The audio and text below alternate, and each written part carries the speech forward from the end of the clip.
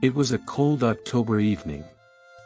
The wind howled outside, and the trees whispered secrets in the dark. I was at my friend Jake's house with Mia and Lucas. We were telling scary stories, sitting in a circle with a flashlight in the middle. Thunder rumbled in the distance. "Let's go to the old Graymore house," Jake said suddenly, his eyes gleaming. Mia gasped. "The haunted house? Are you serious?" "Yes," Jake smiled. "Everyone says it's haunted, but I think it's just old and empty. Let's go see it for ourselves." Lucas shook his head. "That place gives me the creeps. I heard a kid went missing there." "Urban legends," Jake replied. "Come on, just 1 hour. We stick together." I hesitated, then said, "Fine. I'm in." Mia looked at me, eyes wide. "Really?" "We'll all go together," I said. What could go wrong? Before we left, we grabbed flashlights, jackets, and our phones. Jake's mom was asleep, so we snuck out quietly. The wind was colder now, and the moon peeked through thick clouds. Every sound seemed louder at night, dogs barking, branches snapping. As we walked, Lucas whispered, "I can't believe we're doing this. Just imagine the stories we'll tell at school," Jake said. "If we make it back," Mia added nervously. The house stood at the end of the road, beyond a rusted iron gate. It was large, old, and broken. The windows were cracked, the door hung slightly open, and the roof was missing pieces. The garden was overgrown, full of weeds and dead trees. "It looks worse than I imagined," I said. Jake pushed the gate. It screeched like a scream. We walked up the stone steps. He pushed the door open. It creaked loudly. We stepped inside. The air was cold and smelled like dust and old wood. The floor creaked under our feet. Cobwebs hung in the corners. The walls were lined with old paintings, their eyes seeming to follow us. "Let's go upstairs," Jake said, shining his flashlight. "Let's not," Mia whispered. But we followed Jake anyway. On the second floor, we walked through narrow halls. Doors stood half open, and old furniture sat covered in white cloth. One room had a broken piano. Another had dolls staring blankly from a shelf. Suddenly, we heard it. A soft knock. We froze. "Did you hear that?" Mia whispered. "Probably just the wind," Jake said. Then came another knock. Louder. And a whisper, "Go away." Lucas dropped his flashlight.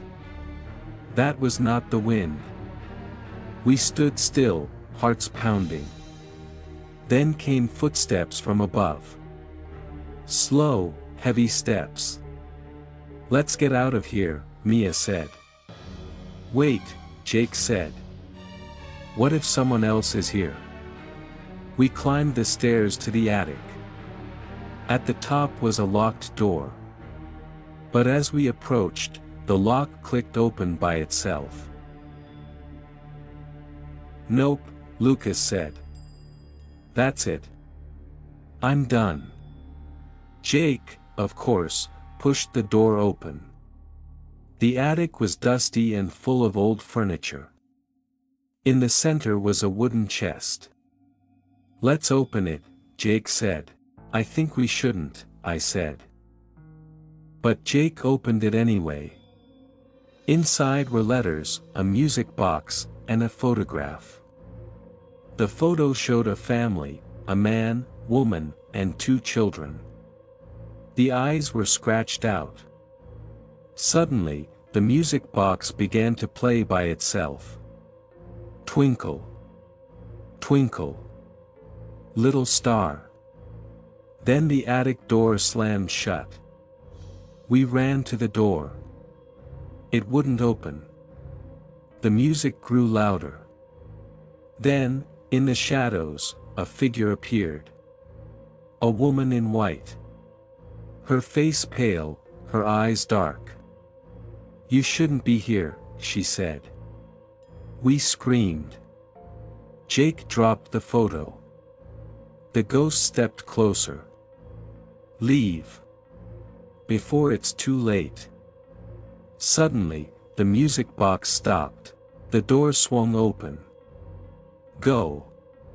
Mia yelled. We ran down the stairs, through the hall, and back to the front door. But it was gone. Just a wall.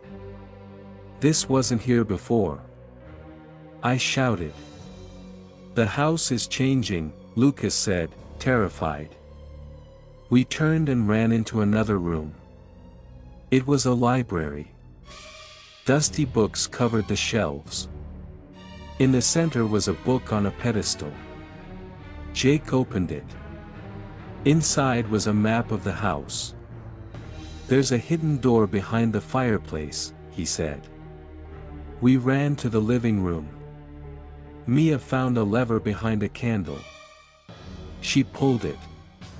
The fireplace opened, revealing stairs. "Go!" I shouted. We rushed down the steps. The tunnel was dark and cold. We heard whispers and laughter behind us. Finally, a door appeared. We pushed it open. We were outside. In the backyard. "We're out!" Mia cried. We ran to the street, out of breath and shaking. The house loomed behind us, quiet again. Nobody spoke for a while. We got back to Jake's house and sat in silence. Then Mia said, "We promised 1 hour." We didn't last 20 minutes. Lucas nodded. "And I am never going back there. Ever." Jake was quiet. "You okay?" I asked. He nodded slowly. "Yeah. But next time, let's just watch a movie." We all laughed, nervous but relieved. We never spoke of the house again. But sometimes, when the wind howls, I think of the voice that said, "You shouldn't be here." And I wonder, was it warning us? Or was it waiting? Did this scary story give you chills? Don't forget to like, subscribe, and turn on the bell icon for more fun and spooky English stories. Tell us in the comments, would you go inside a haunted house? Keep practicing your English with thrilling adventures like this one.